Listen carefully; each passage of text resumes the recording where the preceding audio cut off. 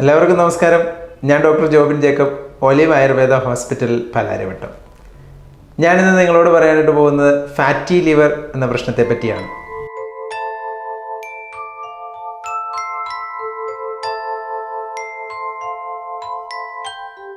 ഇന്ന് വളരെ കോമൺ ആയിട്ട് കാണുന്ന ഒരു പ്രോബ്ലമാണ് ഫാറ്റി ലിവർ.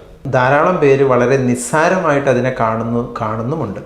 അതുകൊണ്ട് തന്നെ ധാരാളം പ്രശ്നങ്ങൾ ഫേസ് ചെയ്യുന്നുമുണ്ട് പിന്നീട്. അപ്പം എന്താണ് ഫാറ്റി ലിവർ, എന്തുകൊണ്ടാണ് അതിനെ വളരെയധികം ശ്രദ്ധിക്കണം എന്ന് പറയുന്നത് നമുക്ക് നോക്കാം. ഫാറ്റി ലിവർ ഉള്ളവരോട് ഞാൻ സാധാരണ പറയാറുള്ളത്, ഒന്നില്ലെങ്കിൽ നിങ്ങൾ ലിവറിനെ ക്ലിയർ ചെയ്ത് മുമ്പോട്ട് പോകണം. അതല്ല എങ്കിൽ, അതിന് നിങ്ങൾക്ക് പറ്റില്ല എങ്കിൽ നിങ്ങൾ ഇന്ത്യ വിട്ടു പോകണം എന്ന് ഞാൻ പറയാറുണ്ട് എൻ്റെ അടുത്ത് വരുന്ന രോഗികളോട്. കാരണം മറ്റൊന്നുമല്ല, നമ്മുടെ ഇന്ത്യയിൽ വളരെ ഫ്രീ ആയിട്ട് എവിടുന്ന് വേണമെങ്കിലും നമുക്ക് കിട്ടാവുന്ന ഒരു രോഗമാണ് ജോണ്ടിസ് അല്ലെങ്കിൽ മഞ്ഞപ്പിത്തം എന്ന് പറയുന്നത്. ഈ മഞ്ഞപ്പിത്തം വന്നു കഴിഞ്ഞാൽ സാധാരണ നിലയിൽ ഏറ്റവും പെട്ടെന്ന് നമുക്ക് ബുദ്ധിമുട്ടിലേക്ക് പോകുന്നത് ലിവറാണ്. അപ്പോൾ ഫാറ്റി ലിവർ പ്രോബ്ലം ഉള്ളവർക്ക് വളരെ വേഗത്തിൽ തന്നെ ലിവർ പണിമുടക്കും, അല്ലെങ്കിൽ ലിവർ റീപ്ലേസ് ചെയ്യുക, ഇങ്ങനത്തെ പ്രശ്നങ്ങളിലേക്ക്, കോംപ്ലിക്കേഷനിലേക്ക് പോകേണ്ടതായിട്ട് വരും. ധാരാളം പേർക്ക് അങ്ങനെ ഫേസ് ചെയ്യേണ്ടി വന്നിട്ടുണ്ട്. അപ്പം ഡോക്ടർമാരുടെ അടുത്ത് ചെല്ലുമ്പോൾ നമ്മൾ പറയും, ഫാറ്റി ലിവർ അല്ലേ, അത് കുഴപ്പമില്ല, അത് കോമൺ ആണ്, എല്ലാവർക്കും ഉണ്ടല്ലോ, അത് പ്രശ്നമില്ല എന്നുള്ള രീതിയിൽ വളരെ സിമ്പിളായിട്ട് പറയും. അതുകൊണ്ട് തന്നെ പലരും ചിന്തിക്കും, ഫാറ്റി ലിവർ എല്ലാവർക്കും ഉണ്ടല്ലോ, കുഴപ്പമില്ലല്ലോ എന്ന് ചിന്തിക്കും. എന്നാൽ ഒരു ജോണ്ടിസ് വന്ന് അല്ലെങ്കിൽ മഞ്ഞപ്പിത്തം വന്ന് ലിവർ പണി മുടക്കി കഴിയുമ്പോൾ ഡോക്ടർമാർ പറയും, ജോണ്ടിസ് വലിയ കോംപ്ലിക്കേഷനൊന്നും ഉള്ളതല്ല, ഹെപ്പറ്റൈറ്റിസ് എ ആയിരുന്നു, സാധാരണ ഹെപ്പറ്റൈറ്റിസ് ആണ്, പക്ഷേ നിങ്ങളുടെ ലിവർ പണി മുടക്കിയതിൻ്റെ കാരണം നിങ്ങൾ ഫാറ്റി ലിവർ ഉണ്ടായിരുന്നു, അതുകൊണ്ടാണ് നിങ്ങൾക്ക് കോംപ്ലിക്കേഷൻ, നിങ്ങൾ കോമ സ്റ്റേജിലോട്ട് പോയത് അതുകൊണ്ടാണ് എന്ന് പറയുകയും ചെയ്യും. അപ്പോൾ നമ്മൾ മനസ്സിലാക്കേണ്ട ഒരു കാര്യം, ഈ മഞ്ഞപ്പിത്തം എപ്പോൾ കിട്ടുമെന്ന് നമുക്ക് പറയാനായിട്ട് ഒരു ഗ്യാരണ്ടി ഇല്ല. എവിടുന്ന് വേണമെങ്കിലും എപ്പോൾ വേണമെങ്കിലും നമുക്ക് മഞ്ഞപ്പിത്തം കിട്ടാം. അപ്പോൾ അങ്ങനെ ഉണ്ടെന്നുണ്ടെങ്കിൽ നമ്മൾ റിസ്ക്കിലാണ്. അപ്പോൾ അത് ഒഴിവാക്കണമെങ്കിൽ തീർച്ചയായിട്ടും നമ്മൾ ഫാറ്റി ലിവർ എന്നുള്ള അവസ്ഥ നമ്മൾ മാറ്റി വളരെ തികച്ചും നോർമലായിട്ട് നമ്മൾ മുമ്പോട്ട് പോകണം. അതിന് നമുക്ക് എന്ത് ചെയ്യണം? അത് ആദ്യം അറിയണമെന്നുണ്ടെങ്കിൽ എന്തുകൊണ്ടാണ് നമ്മുടെ ലിവറിൽ ഫാറ്റ് ഡെപ്പോസിറ്റ് ആവുന്നത് എന്നുള്ളത് നമ്മൾ അറിഞ്ഞിരിക്കണം. എങ്കിൽ മാത്രമേ നമുക്കിതിനെ മാനേജ് ചെയ്യാനായിട്ട് സാധിക്കുകയുള്ളൂ. അപ്പം ഫസ്റ്റ് നമ്മൾ അറിഞ്ഞിരിക്കണം എന്താണ് ഈ ഫാറ്റ് ഡെപ്പോസിറ്റ് എന്നുള്ളത്. എങ്ങനെയാണ് ഈ ഫാറ്റ് നമ്മുടെ ബോഡിയിൽ ഡെപ്പോസിറ്റ് ആവുന്നത്? മറ്റൊന്നുമല്ല, നമ്മുടെ എനർജി, നമ്മൾ കഴിക്കുന്ന ആഹാരത്തിൽ നിന്ന് നമ്മുടെ എനർജി സ്റ്റോർ ചെയ്യുന്നതാണ് ഈ ഫാറ്റ് അല്ലെങ്കിൽ കൊഴുപ്പ് എന്ന് പറയുന്നത്. അപ്പോൾ നമ്മുടെ ശരീരത്തിൽ നമ്മൾ കഴിക്കുന്ന ആഹാരം എന്ത് തന്നെ ആയിക്കോട്ടെ, ഇഡ്ഡലി ആയിക്കോട്ടെ, ദോശ ആയിക്കോട്ടെ, ചോറായിക്കോട്ടെ, എന്ത് കഴിച്ചാലും അതിൻ്റെ 1/3 ഭാഗം സ്റ്റോറേജിലേക്ക് പോകും. അത് നമ്മുടെ ശരീരത്തിൻ്റെ ഇൻബിൽറ്റ് സിസ്റ്റമാണ്. അപ്പം നമ്മൾ കഴിക്കുന്ന ആഹാരത്തിൽ നിന്ന് എനർജി എന്ത് ചെയ്യും? സ്റ്റോറേജിലേക്ക് പോകും. ഈ എനർജീനെ അങ്ങനെ നമുക്ക് എന്ത് ചെയ്യാൻ പറ്റത്തില്ല, ശരീരത്തിന് സ്റ്റോർ ചെയ്ത് വെക്കാനായിട്ട് സാധിക്കുകയില്ല. കാരണം എന്താണ്? എനർജീനെ അങ്ങനെ വെക്കാനായിട്ട് പറ്റാത്തത് കൊണ്ട്, എക്സാമ്പിൾ പറയുകയാണെങ്കിൽ ഇലക്ട്രിസിറ്റിയെ നമ്മൾ ഇൻവെർട്ടർ വെച്ച് ബാറ്ററിയിലോട്ട് സ്റ്റോർ ചെയ്യുന്ന അതേ സിസ്റ്റം തന്നെയാണ് നമ്മുടെ ബോഡിയിൽ വർക്ക് ചെയ്യുന്നത്.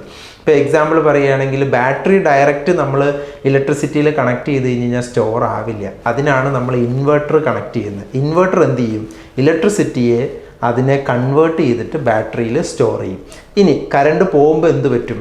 ഇൻവെർട്ടർ തിരിച്ചതിനെ കൺവേർട്ട് ചെയ്ത് ഇലക്ട്രിസിറ്റി ആയിട്ട് നമുക്ക് നൽകും. ഇതേ രീതിയിലാണ് എനർജിയെ നമുക്ക് നമ്മുടെ ശരീരത്തിന് അങ്ങനെ എടുത്തു വെക്കാനായിട്ട് പറ്റില്ല. അപ്പോൾ നമ്മുടെ ശരീരം എന്ത് ചെയ്യും? ലിവറാണ് ഈ പണി ചെയ്യുന്നത്. നമ്മൾ കഴിക്കുന്ന ആഹാരത്തിൽ നിന്ന് എന്ത് കഴിച്ചാലും, എനർജി ഫുഡ് എന്ത് കഴിച്ചാലും അതിൽ നിന്ന് എന്ത് ചെയ്യും? നമ്മുടെ ശരീരം എനർജിയെ കളക്ട് ചെയ്യുന്നു. ഈ കളക്ട് ചെയ്യുന്ന എനർജിയെ നമ്മുടെ ലിവർ അതിനെ ട്രൈഗ്ലിസറൈഡ് രൂപത്തിൽ അല്ലെങ്കിൽ കൊഴുപ്പ് രൂപത്തിൽ ഇതിനെ കൺവേർട്ട് ചെയ്യും. ഈ കൊഴുപ്പ് രൂപത്തിൽ കൺവേർട്ട് ചെയ്യുന്നതിന് പറയുന്ന പേരാണ് ട്രൈഗ്ലിസറൈഡ് എന്ന് പറയുന്നത്. അപ്പോൾ ഈ ട്രൈഗ്ലിസറൈഡിനെ നമ്മുടെ ശരീരത്തിൻ്റെ പല ഭാഗങ്ങളിൽ കൊണ്ടുവന്ന് സ്റ്റോർ ചെയ്ത് വെക്കും. ഇങ്ങനെ പല ഭാഗങ്ങളിൽ കൊണ്ടുവന്ന് സ്റ്റോർ ചെയ്ത് വെക്കുന്ന പണിയെടുക്കുന്ന ആളാണ് LDL എന്ന് പറയുന്നത്. അപ്പം ഈ LDL എന്ത് ചെയ്യും? ഒന്നില്ലെങ്കിൽ കൊണ്ടുവന്ന് വെക്കുന്നത് നമ്മുടെ തൊലിക്കുള്ളിലായിരിക്കും. അപ്പോൾ അതിന് പറയും സബ്ക്യൂട്ടേനിയസ് ഫാറ്റ് എന്ന് പറയും. ചിലപ്പോൾ നമ്മുടെ വയറ്റിലായിരിക്കും കൊണ്ടുവന്ന് വെക്കുന്നത്, അതിന് പറയും വിസറൽ ഫാറ്റ് എന്ന് പറയും. ചിലപ്പോൾ നമ്മുടെ ലിവറിൽ തന്നെയായിരിക്കും കൊണ്ടുവന്ന് വെക്കുന്നത്, അതിന് പറയും ഫാറ്റി ലിവർ എന്ന് പറയും. ചിലപ്പം നമ്മുടെ യൂട്രസിലായിരിക്കും വെക്കുന്നത്, അതിന് യൂട്രൈൻ ഫൈബ്രോയിഡ് എന്ന് പറയും. ചിലപ്പം രക്തക്കുഴലിലായിരിക്കും കൊണ്ടുവന്ന് വെക്കുന്നത്, അതിന് പറയും ആർത്തിറോസ്ക്ലീറോസിസ് എന്ന് പറയും. അപ്പം ഇങ്ങനെ ഏരിയ മാറുന്നതിനനുസരിച്ച് പേര് മാറിക്കൊണ്ടിരിക്കും, പക്ഷേ കണ്ടന്റ് എല്ലാം എന്താണ്, സെയിം ആണ്. അപ്പം ഇങ്ങനെ ഈ വേണ്ടിടത്തും വേണ്ടാത്തിടത്തും ഒക്കെ കൊണ്ട് വെക്കുന്നത് കൊണ്ടാണ് ഈ LDL എന്ന് പറയുന്ന ആ വ്യക്തിനെ ചീത്ത കൊളസ്ട്രോൾ എന്ന് വിളിക്കുന്നത്, അല്ലെങ്കിൽ ബാഡ് കൊളസ്ട്രോൾ എന്ന് വിളിക്കുന്നത് അതുകൊണ്ടാണ്. നമ്മൾ നമ്മുടെ എനർജി ഡെയിലി ആവശ്യത്തിന് വേണ്ടിയിട്ട് നമ്മുടെ ശരീരം അല്പം എനർജി മാറ്റി വെച്ചിട്ടുണ്ടാവും. ഈ എനർജി തീരുമ്പോഴാണ് നമുക്ക് ഹങ്കർ, വിശക്കുന്ന ഫീൽ വരുന്നത്. അപ്പോൾ നമ്മൾ ആഹാരം കഴിക്കും. നമ്മൾ വിശക്കുമ്പോൾ നമ്മൾ ആഹാരം കഴിക്കാതിരുന്നാൽ നമ്മുടെ ശരീരത്തിന് എനർജി ആവശ്യമുണ്ടല്ലോ. അപ്പോൾ ഈ എനർജി നമ്മുടെ ശരീരത്തിന് കിട്ടത്തില്ല. നമ്മുടെ ശരീരം വെയിറ്റ് ചെയ്യും, ആഹാരം കിട്ടുമോ എന്ന്.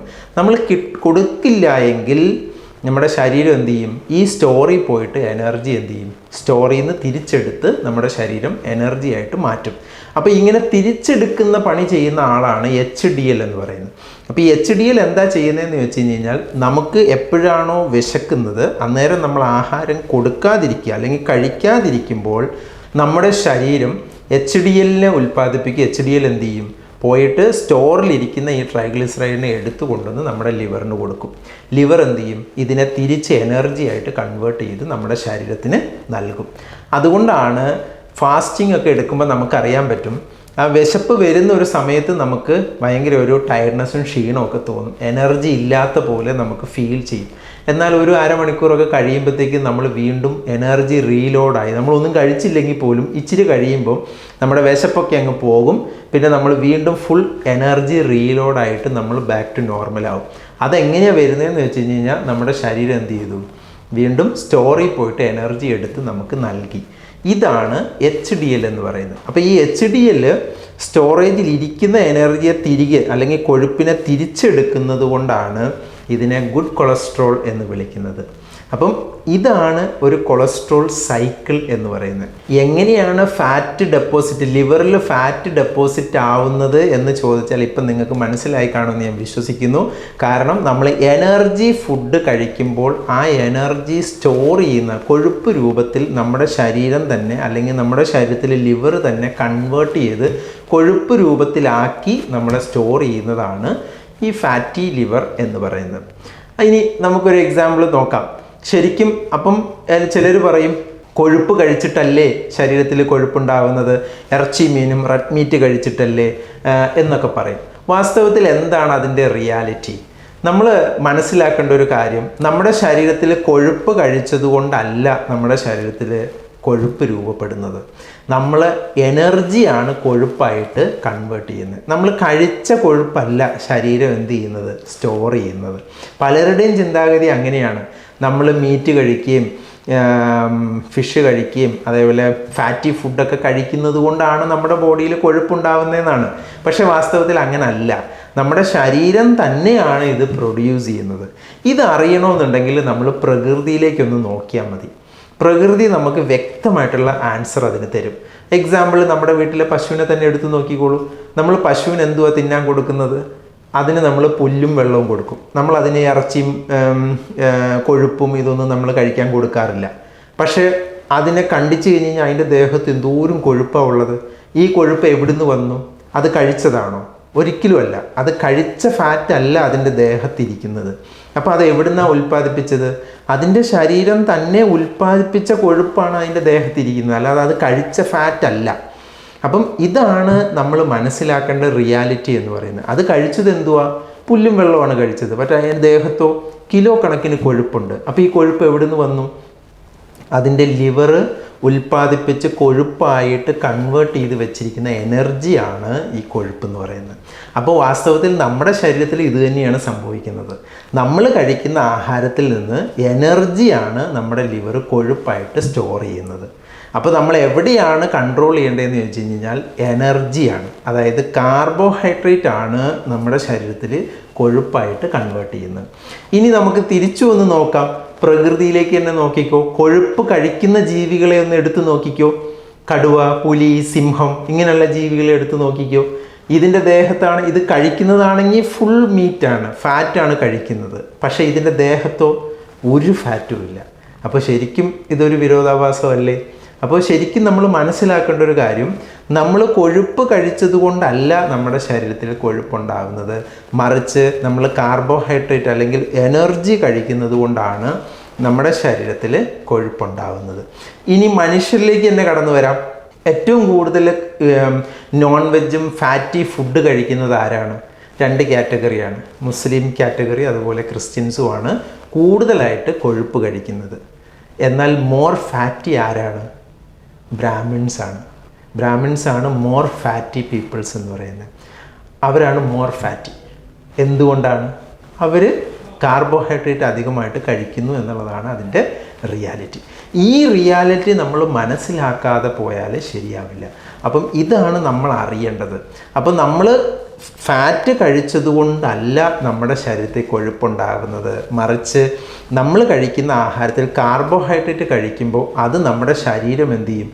എനർജിയായിട്ട് കൺവേർട്ട് ചെയ്ത് എനർജീനെ കൊഴുപ്പായിട്ട് കൺവേർട്ട് ചെയ്ത് നമ്മുടെ ശരീരത്തിൽ വിവിധ ഭാഗങ്ങളിൽ സ്റ്റോർ ചെയ്യുന്നു. ഇതാണ് ഫാറ്റ് എന്ന് പറയുന്നത്. അപ്പോൾ ഇതിനെ നമുക്ക് എങ്ങനെ മാനേജ് ചെയ്യാൻ പറ്റും? ഇപ്പം നിങ്ങൾക്ക് കാര്യം മനസ്സിലായി. ഇനി നമുക്കിതിനെ എങ്ങനെ മാനേജ് ചെയ്യാൻ പറ്റും? ഫസ്റ്റ് എവിടെയാണ് നമ്മൾ കൺട്രോൾ ചെയ്യേണ്ടത്? നമ്മൾ കഴിക്കുന്ന ആഹാരത്തിൽ കാർബോഹൈഡ്രേറ്റിനെ കട്ട് ചെയ്യണം. കാർബോഹൈഡ്രേറ്റിൻ്റെ അളവ് കുറയ്ക്കണം. ഇതെങ്ങനെ കുറയ്ക്കും? ഏതൊക്കെയാണ് കാർബോഹൈഡ്രേറ്റ്?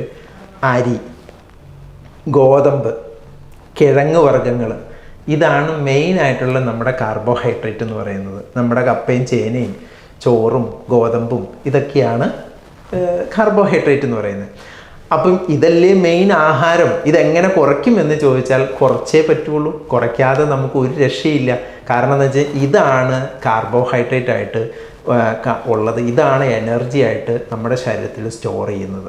അപ്പോൾ ഇതിനെ നമ്മൾ കുറയ്ക്കണം. അപ്പോൾ നിങ്ങൾ ചിന്തിക്കും, നമ്മൾ പാരമ്പര്യമായിട്ട് കഴിച്ചു വരുന്ന നമ്മുടെ ചോറും നമ്മുടെ ചപ്പാത്തിയും പൊറോട്ടയും കപ്പയും ഇതൊക്കെ എങ്ങനെ നമുക്ക് കുറയ്ക്കാൻ പറ്റും? ഇതല്ലേ ഹെൽത്തി ആയിട്ടുള്ള ഫുഡ് എന്ന് നമ്മൾ ചോദിക്കും. ശരിയാണ്, ഏറ്റവും നല്ല ഫുഡാണ്, യാതൊരു സംശയവുമില്ല. പക്ഷേ അത് നമ്മുടെ ഫുഡല്ല, നമ്മുടെ പൂർവികരുടെ ആഹാരമാണ്. കാരണം നമ്മുടെ പൂർവികർ എങ്ങനെയാണ്, നമ്മൾ എങ്ങനെയാണെന്ന് നമ്മളൊന്ന് ചിന്തിച്ചാൽ മതി. നമ്മുടെ പൂർവികർ രാവിലെ തൊട്ട് സന്ധ്യ വരെയും കഠിനാധ്വാനം ചെയ്യുന്ന പൂർവികർ കഴിച്ചുകൊണ്ടിരുന്ന ആഹാരമാണ് ചോറും ചപ്പാത്തിയും പൊറോട്ടയും കപ്പയും ഇതെല്ലാം. എന്നാൽ നമ്മളോ? അപ്പം അങ്ങനെ അധ്വാനിക്കുന്ന ജനതയ്ക്ക് എനർജി ആവശ്യമാണ്. എനർജിക്ക് എനർജി തന്നെ വേണം. അപ്പോൾ എനർജി കിട്ടണമെങ്കിൽ അവരെന്ത് ചെയ്യണം? കപ്പയും ചോറും ചപ്പാത്തി ഇതൊക്കെ കഴിച്ചെങ്കിലേ പറ്റുള്ളൂ. എന്നാൽ ഇന്ന് നമ്മൾ എന്താ ചെയ്യുന്നത്?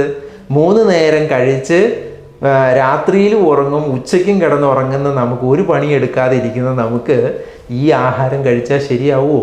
ഒരിക്കലും ശരിയാവില്ല. അപ്പോൾ അതുകൊണ്ട് നമുക്ക് പറ്റിയ ആഹാരമല്ല കാർബോഹൈഡ്രേറ്റ് അടങ്ങിയ ഫുഡ് എന്ന് പറയുന്നത്. അപ്പോൾ അതുകൊണ്ട് ഒറ്റയടിക്ക് നിർത്താൻ പറ്റിയില്ലെങ്കിലും അതിനെ ആവോളം നിങ്ങളെ കൊണ്ട് പറ്റുന്ന അത്രയും നിങ്ങൾ കട്ട് ചെയ്താൽ നിങ്ങളുടെ കൊഴുപ്പിൻ്റെ അളവ് നിങ്ങൾക്ക് കുറയ്ക്കാനായിട്ട് സാധിക്കും. ഇനി രണ്ടാമത്തെ ഓപ്ഷൻ എന്താണ്? HDLനെ കൂട്ടാം. എങ്ങനെ കൂട്ടാനായിട്ട് സാധിക്കും? HDLനെ നമുക്ക് കൂട്ടുന്നതിന് എന്താ ചെയ്യണം? ഞാൻ നേരത്തെ പറഞ്ഞു HDLൻ്റെ ആക്ടിവിറ്റി എങ്ങനെയാണ്? നമ്മൾക്ക് വിശന്നിട്ട് നമ്മൾ ആഹാരം കഴിക്കാതിരിക്കുമ്പോഴാണ് HDL പണി തുടങ്ങുകയുള്ളൂ.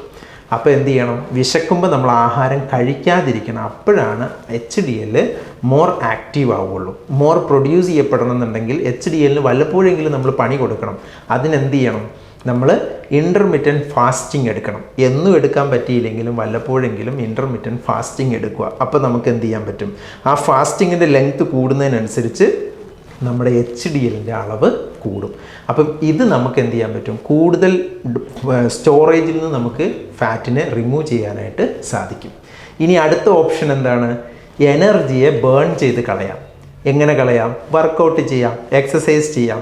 ഈ രീതിയിൽ നമുക്ക് എന്ത് ചെയ്യാൻ പറ്റും? നമ്മുടെ എനർജിയെ കൂടുതൽ ബേൺ ചെയ്ത് കളയാനായിട്ട് സാധിക്കും. അപ്പോൾ നമ്മുടെ ശരീരം കൂടുതൽ സ്റ്റോറിൽ നിന്ന് എനർജി എടുക്കും. ഈ രീതിയിൽ നമുക്ക് എന്ത് ചെയ്യാൻ പറ്റും? നമ്മുടെ ഫാറ്റി ലിവറിനെ നമുക്ക് എന്ത് ചെയ്യാൻ പറ്റും? മാനേജ് ചെയ്യാനായിട്ട് സാധിക്കും. ഇനി പരമപ്രധാനമായിട്ട് ശ്രദ്ധിക്കേണ്ട കാര്യമാണ് നമ്മുടെ ഡയറ്റ്. അപ്പോൾ നമ്മൾ കാർബോഹൈഡ്രേറ്റിൻ്റെ കാര്യം പറഞ്ഞു. അതുപോലെ തന്നെ ലിവറിൻ്റെ സ്മൂത്ത് ഫങ്ഷനിങ്ങിന് ഏറ്റവും പരമപ്രധാനമായിട്ടുള്ള ഒരു സാധനമാണ് ഗ്രീൻ റോ വെജിറ്റബിൾസ് എന്ന് പറയുന്നത്. ഗ്രീൻ കളറിലുള്ള റോ വെജിറ്റബിൾസ് അത് വളരെ ഇമ്പോർട്ടൻ്റ് ആണ്. ഈ ഗ്രീൻ കളറിലുള്ള റോ വെജിറ്റബിൾസ് നമ്മൾ റെഗുലറായിട്ട് എടുത്തെങ്കിൽ മാത്രമേ നമ്മുടെ ലിവർ നോർമലിലേക്ക് വരികയുള്ളൂ. അപ്പം ഗ്രീൻ കളറിലുള്ള എന്തെങ്കിലും വെജിറ്റബിൾസ് കഴിച്ചാൽ പോരാ, ഗ്രീൻ സാലഡ് നമ്മൾ റെഗുലറായിട്ട് യൂസ് ചെയ്യണം. ഇത് യൂസ് ചെയ്താൽ അതിനകത്ത് വളരെയധികം ശ്രദ്ധിക്കണം, ഓർഗാനിക് ആയിട്ടുള്ളതേ നിങ്ങൾ ഉപയോഗിക്കാവുള്ളൂ. അല്ലെങ്കിൽ മാക്സിമം ഹെൽത്തി ആയിട്ടുള്ള കെമിക്കൽ ഇല്ലാത്ത വെജിറ്റബിൾസ് നിങ്ങൾ യൂസ് ചെയ്യാനായിട്ട് ശ്രമിക്കുക. ഗ്രീൻ കളർ വെജിറ്റബിൾസ് നമ്മൾ പെർ ഡേയിൽ എവറി ഡേയിൽ 150 ഗ്രാമെങ്കിലും നമ്മൾ മിനിമം ഉപയോഗിച്ചിരിക്കണം. ഈ രീതിയിൽ നമ്മൾ ശ്രദ്ധിക്കുകയാണെങ്കിൽ നമ്മുടെ ലിവറിനെ വളരെയധികം ഹെൽത്തി ആയിട്ട് നമുക്ക് കൊണ്ടുപോകാനായിട്ട് സാധിക്കും. തീർച്ചയായിട്ടും ഫാറ്റി ലിവർ എന്താണെന്നും അതിനെ ഏത് രീതിയിൽ മാനേജ് ചെയ്യണമെന്നും നിങ്ങൾക്ക് വളരെ വ്യക്തമായിട്ട് മനസ്സിലായിട്ടുണ്ടെന്ന് ഞാൻ വിശ്വസിക്കുന്നു. ഈ വിഷയത്തെപ്പറ്റി നിങ്ങൾക്ക് എന്തെങ്കിലും കൂടുതലായിട്ട് അറിയണമെന്നുണ്ടെങ്കിൽ തീർച്ചയായിട്ടും കോൺടാക്റ്റ് ചെയ്യാം. Olive Ayurveda hospital, Palarivattom.